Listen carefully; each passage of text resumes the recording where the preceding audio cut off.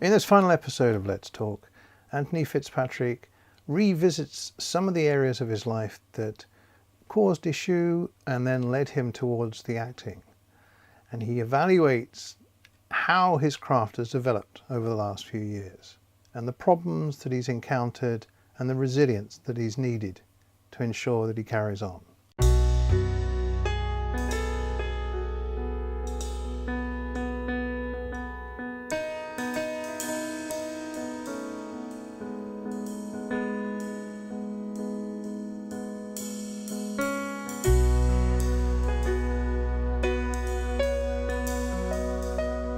You've talked about the problems you were having with alcohol and how you'd actually got to a point where you didn't care about living. The only thing you really cared about was acting. Yeah. And you were about to go on, you gone a little bit to say that you were drinking so much that even on one performance you'd gone. Tell us a little bit about that. Yeah, I went on stage.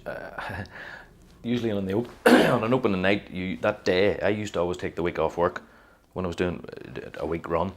But on the Monday of the opening, you always would go down the town and get your bits and bobs for your costume, whether a pair of gloves or a tie or braces. Just there's always the wee knickknacks that you have to get. And I went down on the street, down the town on the Monday, about 12 o'clock, and got my bits and pieces. It took about an hour and a half, and I says, and I'll maybe go and get some lunch. And I went into Squires, which was still open then, and had my lunch about 2 o'clock. But I had a drink while I was there. But I ended up not leaving the pub. I finished my lunch and I drank until 6 o'clock and then went to the theatre. So now I wasn't staggering about, hammered drunk, but I was well oiled. But I was in the chorus in this show, and it wasn't the best show in the world, I can tell you. But I didn't do anything wrong. You know, I didn't have anything to say. I wasn't playing a lead role, so it wasn't really an issue that way. But I had a dance with women and stuff. But it was only when I look back, I never put a foot wrong. Now, because I played the bagpipes over all the years, that was another drinking thing. Because you go to a band competition and everybody did it. All the bands, you know, they went and they played their bit in the competition and then they went to the pub because they had 4 hours to wait until the march passed for the results. So that was kind of part of my life, the drink thing. So whereas if I was drunk and somebody says to me, play the bagpipe, play a tune in the pipes now, drunk, couldn't do it. My dad was brilliant. My dad could be hammered and you could say play, and he'd play brilliant. I couldn't do that, but it seemed to be the opposite effect from an acting point of view. I suppose because I've been doing it for so long. Even then I had been doing it for about 12 years then by that stage. So it wasn't. It was very unprofessional, I have to say. It was. I've never done it since. So when did it hit you that there's something was actually wrong physically? I was getting a few warnings, I suppose, with the word. But again, the hospital thought it was like ulcers, and they thought it was something else, and they thought of everything except what it was. So I didn't think, when you go to the hospital, they say, no, we'll give you this run of tablets for a week, don't drink for a week, take those tablets and you'll be fine. And sure, and I didn't drink for the week, took the tablets, but as soon as the course was finished, I started drinking again. So it wasn't a realisation that, it was only at the moment in the hospital when the family were coming in one by one is when it hit me. That's when I realised. But again, it's all hindsight. I can look back now and stuff that I didn't know at that stage, I know now. Yeah. And why did I behave that way, or why did I do this? Because I've self-analysed myself for years and years. So that's what it was. It wasn't a moment that I went, oh God, I need to stop. It was only when the doctor went, if you keep drinking, you're going to die. Mm-hmm. And this was when I got home from Craigavon. So when I was in recovery in Daisy Hill, the doctor came in and said, if you keep drinking, you're going to die. It was simple as that, and it was easy after that.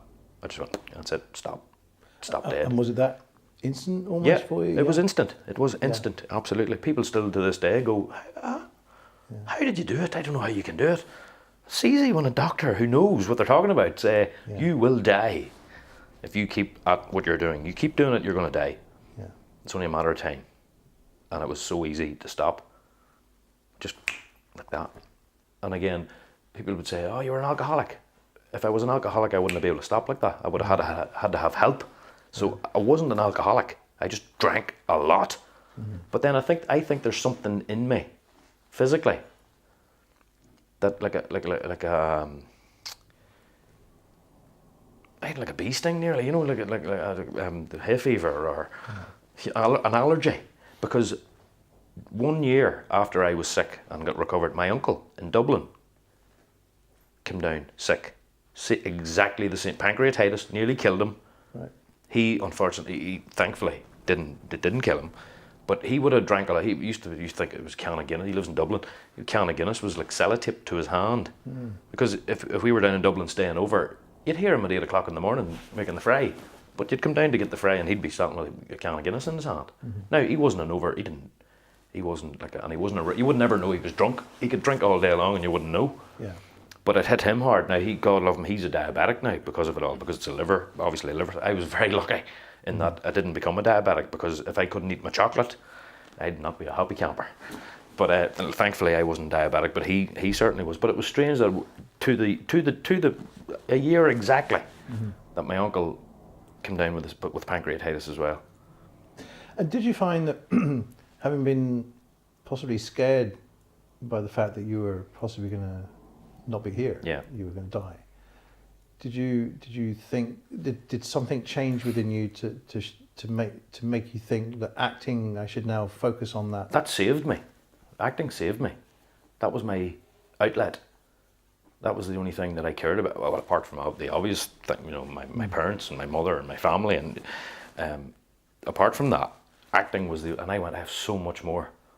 I have so much more I can do, and I have so much more I can learn, and so much more I want to do.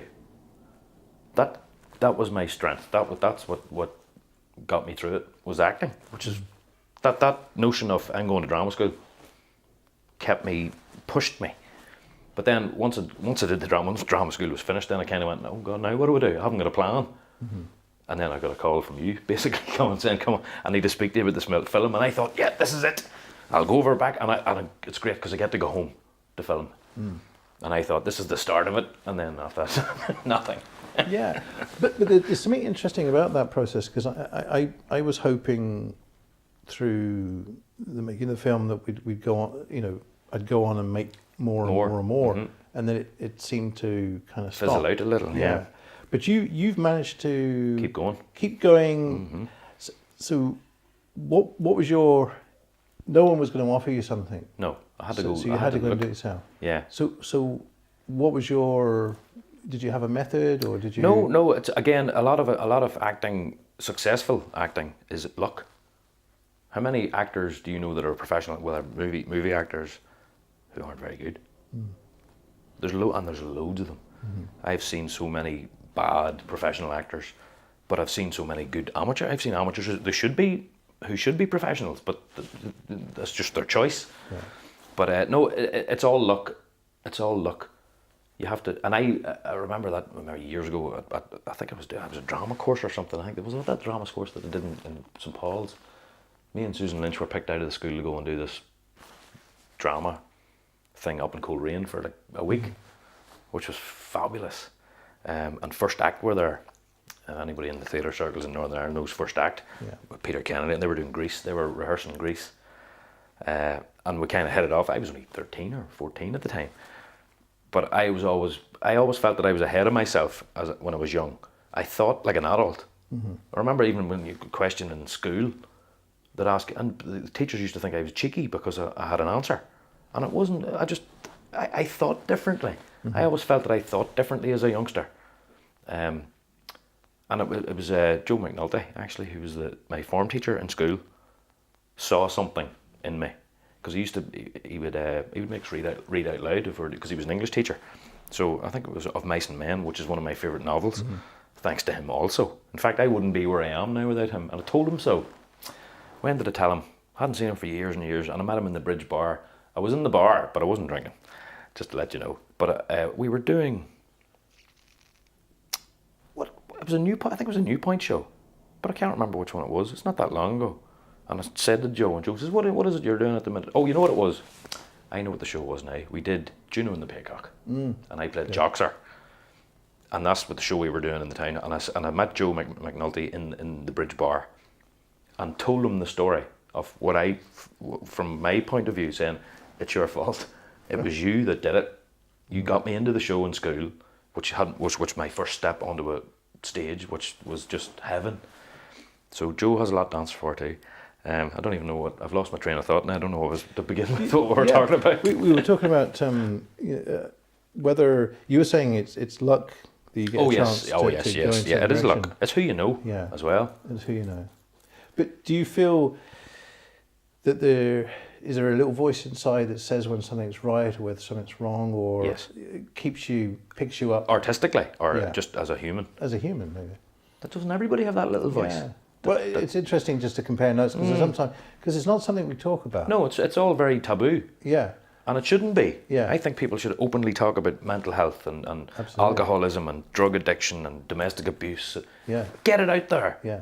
Because it does. I know psychiatrists all say even just talking about it does help. Yeah. So bottling, and I've been there. I've been bottling up.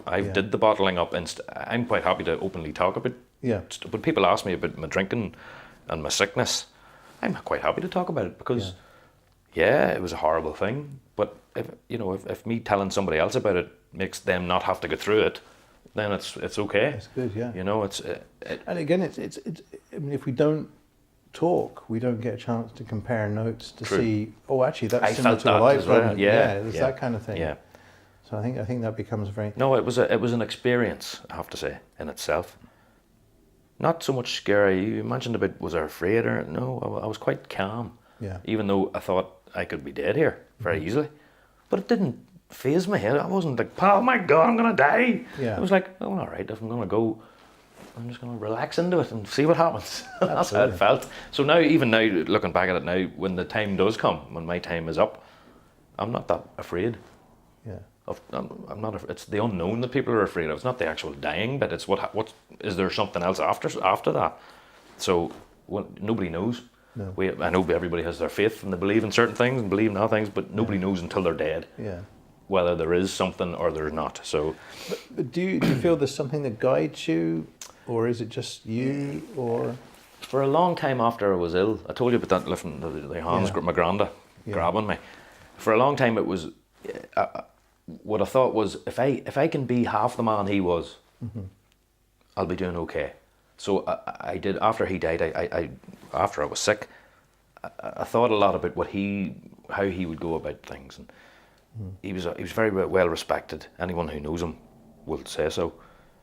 He was known everywhere, all over the place, through the band, and he was one of the best roofers in the country. So I kind of went, well, if I follow, I didn't want to follow in his footsteps, but I wanted to be like him. I wanted to be, I says, he's my role model. If I can be near that, I'll do okay. And that was going on for a long time, after about 10 years. So that leaves it now, but then about 6 years ago, since about 6 years ago, then I just thought, no, I need to follow my own path. And I've done that since. I've just followed I know what's right and wrong.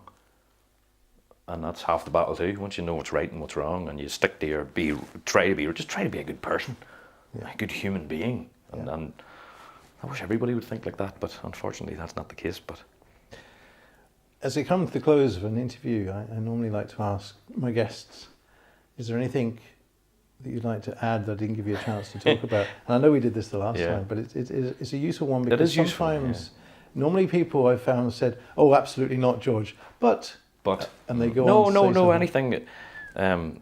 I think I've got to say what I wanted to say about. It's just the bottom line of it all. This is about acting. This interview is about acting, and my experience with it, and it has in a way saved my life. It is a form of expression. I'm a very artistic person, and I need to express myself, whether it's singing or acting or directing or writing a song or writing a play. I need to get it out there, and it's very seldom that you can sit down and discuss, because if I sat down like this with someone else somewhere else and said all the things that I've said to you, they'd say, you're talking about yourself an awful lot. So therefore, when we're talking about when there's problems, you need to get them out, get them aired. Yeah. That attitude is the reason people don't do it, because they get accused of ego Yeah. or big-headedness, or and it's not. That's not what it is. And I think we live in a world where quite often we feel that we have to be given the permission to do something, whereas maybe part of the maturing is that you can actually give yourself permission. Yep. And do you feel that you've actually had a chance to do that? Yes, but in not. your career? There's more. There's more to come. I still feel I'm only getting going now. I have so many things in my head, so many ideas, so many things I want to do, so many shows I want to do. I want to make more. I want to do more film stuff, and I want to do more teaching. I really loved. I don't know. Imparting this, what I've learned, and giving it to somebody else, is just something else. Like, I don't want to be a full-time teacher, but I like to do my little courses with groups, and I want to do more directing. So I'm only getting started. Brilliant. Anthony, thank you very much for coming the second time. Thanks very much. Thank you. Cut.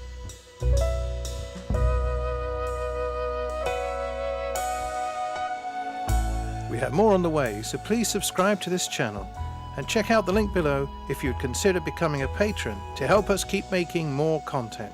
Thanks for watching.